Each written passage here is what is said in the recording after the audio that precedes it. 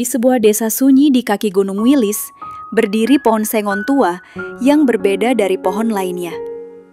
Tubuhnya tinggi, batangnya besar, dan di bagian tengahnya menganga sebuah lubang gelap.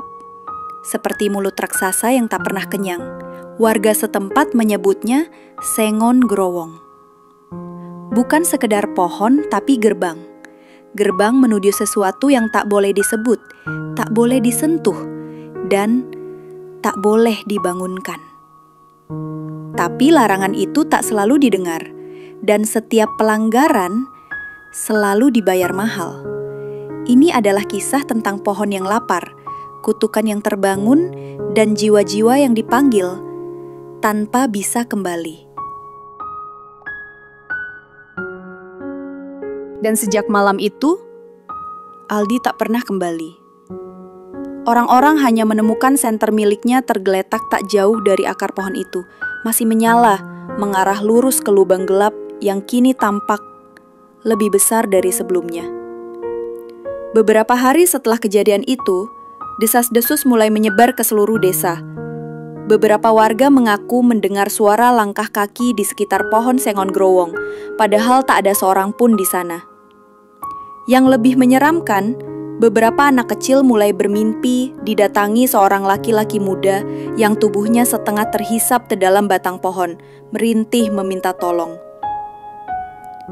Sukri, penjaga makam desa yang dikenal memiliki kepekaan terhadap hal gaib, memutuskan untuk menyelidiki. Ia datang malam-malam membawa dupa, air bunga, dan segenggam tanah kuburan tua. Dengan senter kecil dan bacaan-bacaan doa yang terus dilantunkannya, ia mendekati pohon itu. Sesampainya di sana, udara terasa pengap, lebih dingin dari biasanya. Sukri menghentikan langkah beberapa meter sebelum pohon. Lubang besar di batang sengon kini terlihat seperti rongga yang hidup, bernapas perlahan. "Siapapun kamu, kembalikan yang bukan milikmu," bisik Sukri sambil menabur tanah kuburan di sekitar akar pohon. Tiba-tiba, angin berembus keras dari arah lubang. Api dari dupa yang dibawa Sukri padam seketika. Dari lubang itu muncul aroma anyir yang menusuk, disusul suara tangis tertahan. "Pak, saya nggak bisa keluar. Tolong bilangin ibu saya minta maaf." Sukri mundur dengan mata membelalak. Itu suara Aldi, tapi suaranya terdengar jauh, seperti berasal dari tempat yang dalam dan gelap. Ia mencoba membaca doa lebih keras, namun setiap kata yang keluar dari mulutnya seolah langsung ditelan udara. Seketika, pohon itu mengeluarkan suara retakan. Dari celah lubang muncul kilasan wajah Aldi, namun matanya kini sepenuhnya hitam, kulitnya pucat kebiruan, dan mulutnya bergerak tanpa suara, seolah sedang mengatakan sesuatu. Sukri terhuyung mundur, hampir jatuh. Saat ia kembali menatap pohon itu, wajah Aldi telah lenyap. Sebagai gantinya, dari dalam lubang, tampak bayangan tubuh-tubuh lain yang saling bertumpuk. Ada anak-anak, orang tua, bahkan seorang perempuan dengan rambut menjuntai panjang dan gaun sobek yang tampak tersenyum ke arahnya. Malam itu, Sukri kembali ke rumah dengan langkah lemas. Ia tak bicara sepatah kata pun pada siapapun. Namun keesokan harinya, bahwa setiap malam Jumat Kliwon, ada suara ketukan pelan dari dalam batang pohon itu, seperti seseorang yang masih berusaha keluar. Malam Jumat Kliwon berikutnya, desa itu kembali diselimuti kabut tipis. Angin berembus pelan, membawa aroma tanah basah dan getah kayu yang anehnya menyengat. Di balik jendela rumah-rumah tua, para warga memilih untuk mengurung diri lebih awal dari biasanya. Lampu-lampu temaram, doa-doa lirih terdengar dari setiap sudut. Namun, di balik semua keheningan itu, ada satu suara. Tok, tok, tok. Suara itu datang dari arah pohon Sengon Growong. 3 ketukan, pelan namun jelas. seperti suara buku jari mengetuk permukaan kayu tua. Lalu hening sejenak. Lalu terdengar lagi. Tok, tok, tok. Di rumahnya yang hanya berjarak 100 meter dari pohon, seorang bocah bernama Raffi terbangun. Umurnya baru 9 tahun dan ia belum sepenuhnya mengerti tentang kisah pohon terkutuk itu. Tapi malam itu, ia mendengar sesuatu memanggil dari luar. Raffi? Raffi? Kamu bisa dengar aku? Suaranya serak dan menggema, tapi seperti berasal dari dalam kepalanya sendiri. Raffi turun dari tempat tidur, membuka jendela kamarnya yang langsung menghadap ke pohon sengon. Apa yang dilihatnya membuat bulu kuduknya berdiri. Ada seseorang berdiri membelakanginya, tepat di bawah pohon. Pakaiannya compang-comping, tubuhnya tampak gemetar. Namun, yang paling membuat Raffi tak bisa berpaling adalah rambut orang itu. Basah, panjang, dan meneteskan air meski tak ada hujan. Sosok itu perlahan menoleh, menatap langsung ke arah jendela Raffi. Mata hitam pekat, senyum pucat. Kamu bisa dengar aku, berarti kamu bisa gantiin aku. Raffi tak sadar saat itu mulutnya mulai bergerak sendiri, menggumam kata-kata yang tak ia mengerti. Seperti mantera. Seperti bisikan lama yang menuntut dibebaskan. Di luar sana, daun-daun pohon sengon growong mulai bergerak liar meski tak ada angin. Lubang di batangnya tampak mengembang, berdenyut seperti sedang menunggu sesuatu keluar atau masuk. Dan saat ibunya Raffi berlari masuk ke kamar, karena mendengar suara tangisan, jendela itu telah terbuka. Tok, tok, tok, tok. Kali ini disusul suara anak kecil tertawa pelan. Keesokan paginya, warga desa geger. Ibu Raffi histeris, menjerit-jerit keliling rumah sambil memanggil nama anaknya. Beberapa tetangga segera berdatangan dan saat mereka menyadari jendela kamar Raffi terbuka lebar dan jejak kaki kecil itu mengarah ke sengon growong, semua terdiam. Pak Lurah segera memanggil para sesepuh, termasuk Sukri yang sejak malam itu makin jarang keluar rumah. Ia terlihat lebih kurus, matanya cekung, dan suaranya selalu seperti ditahan. Namun begitu mendengar nama Raffi, Sukri hanya menatap nanar ke arah utara desa. Dia sudah dipanggil, aku sudah peringatkan. Meski begitu, beberapa warga muda tak mau tinggal diam. Bersama-sama mereka mendekati pohon terkutuk itu siang hari, membawa cangkul, parang, bahkan bensin. Mereka berniat menebangnya, membakar akar-akarnya, menghancurkan apapun yang ada di lubang itu. Tapi saat satu dari mereka mencoba menyentuh batang pohon dengan parang, tangannya mendadak kaku. Matanya mendelik, dan dari mulutnya mengalir darah hitam pekat. Ia jatuh tanpa suara, tubuhnya menggeliat. Lalu diam membeku seperti batu. Yang lainnya mundur ketakutan. Sukri yang tiba belakangan berteriak, "Jangan sentuh pohonnya. Dia tidak suka ditantang. Kalian cuma mempercepat kutukannya." Malamnya, Sukri melakukan ritual diam-diam di gubuknya. Ia menyalakan dupa dan membentangkan lembaran kain kuno peninggalan almarhum kakeknya.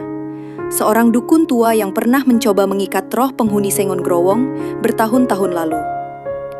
Di balik asap dupa, Sukri melihat sesuatu muncul dari mangkuk air ritualnya. Wajah Aldi, wajah Raffi, dan beberapa wajah lain yang tak dikenalnya. Semuanya melolong dalam diam. Di antara mereka, muncul sosok perempuan dengan mata putih polos, rambut terurai panjang, dan mulut sobek hingga ke pipi. Perempuan itu menunjuk Sukri, lalu menunjuk sengon growong, lalu menyeringai. Malam itu juga, angin berembus dari utara. Bau anyir memenuhi seluruh desa. Hewan-hewan peliharaan melolong, ayam-ayam berlarian keluar kandang. Kabut turun lebih tebal dari sebelumnya. Di tengah kabut itu, beberapa warga mengaku melihat anak kecil berjalan sendirian ke arah pohon. Bukan satu, tapi 2, 3, 5. Sukri menggigil saat mendengar berita itu. Ia tahu pohon itu tidak sekedar lapar, tapi kini ia haus akan jiwa. Dan dari balik lubang, suara tawa lirih masih terdengar. Kamu bisa gantiin aku. Sekarang giliranmu. Suasana desa berubah sejak malam itu. Warga tak lagi berani keluar rumah selepas Isya. Bahkan jalanan di dekat Sengon Growong kini ditutup total dengan pagar bambu dan papan bertuliskan dilarang lewat area terlarang oleh inisiatif warga. Namun mereka tahu, pagar itu bukan penghalang bagi sesuatu yang tidak berasal dari dunia ini. 3 anak hilang dalam sebulan. Semuanya menghilang tanpa jejak di malam Jumat Kliwon, dan semuanya terakhir terlihat sedang melamun menghadap ke arah utara, ke tempat di mana pohon itu berdiri. Sukri tahu waktunya tidak banyak. Ia mulai mencari jejak-jejak masa lalu, membuka lembaran-lembaran tua milik kakeknya yang penuh tulisan aksara Jawa kuno. Di antara gulungan naskah itu, ia menemukan satu catatan yang sangat pudar.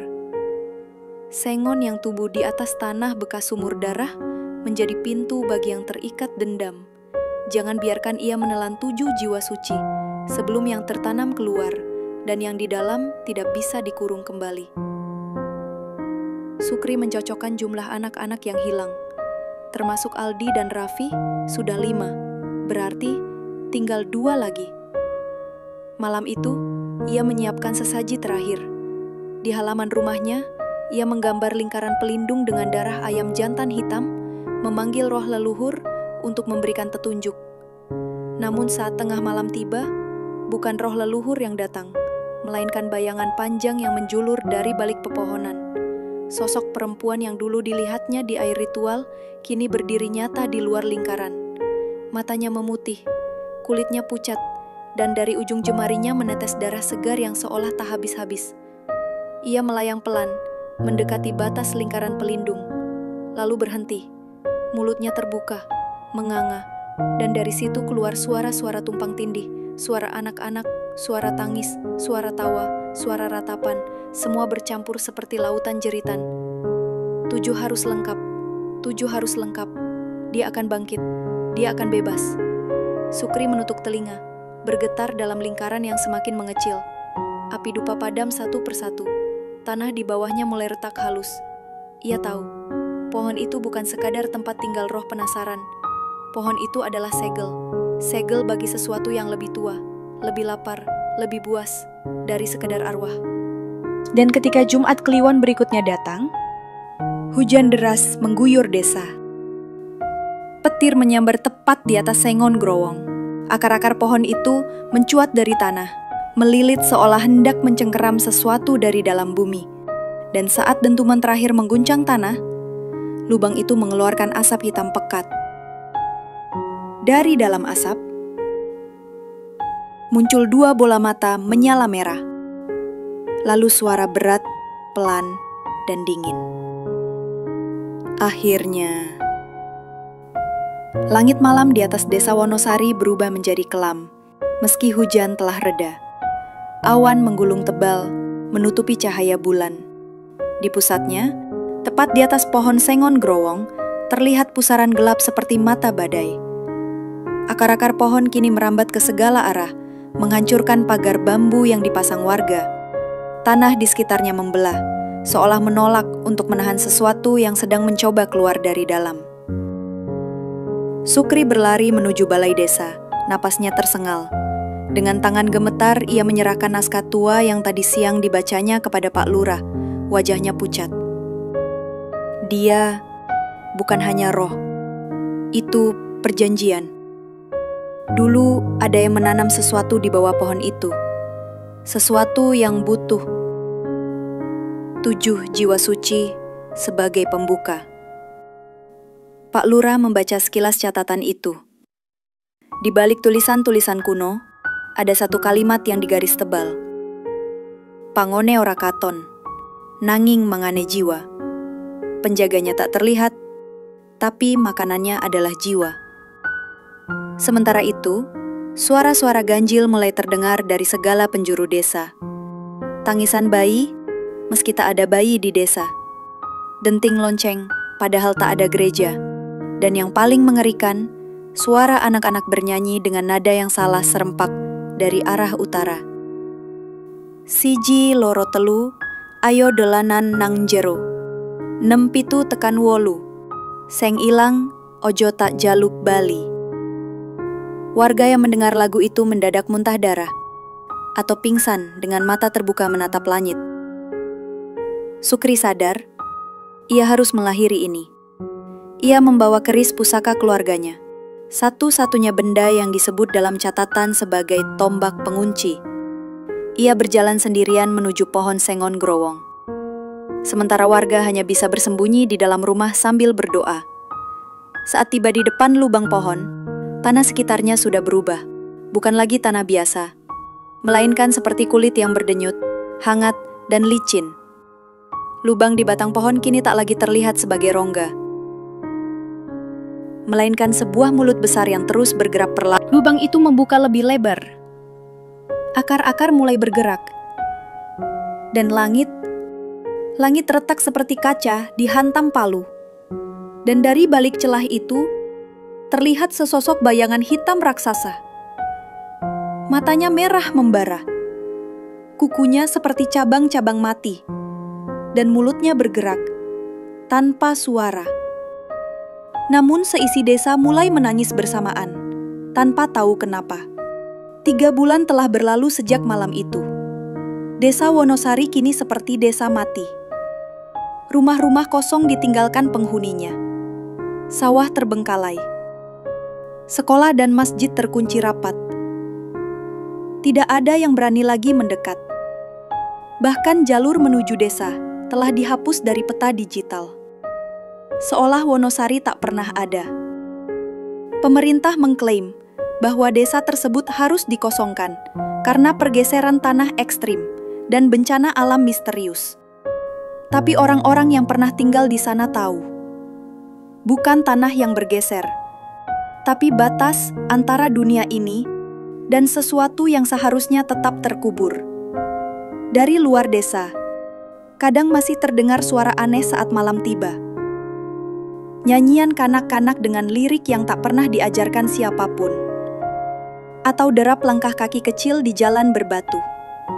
Ada pula yang mengaku melihat cahaya samar menari di sekitar pohon besar yang tumbuh di tengah desa. Pohon sengon yang kini jauh lebih tinggi dari sebelumnya. Akarnya mencakar langit, batangnya menghitam seperti arang. Dan lubangnya masih terbuka. Beberapa penduduk lama mengaku masih melihat Sukri, berdiri diam di bawah pohon, memegang kerisnya, menatap lubang itu, seolah menunggu seseorang untuk menggantikannya. Karena kutukan itu tak pernah selesai, ia hanya menunggu giliran. Dan setiap malam Jumat Kliwon, tanah itu bergetar halus, seolah berbisik, 7 jiwa sudah cukup, kini saatnya dunia mengingat kami.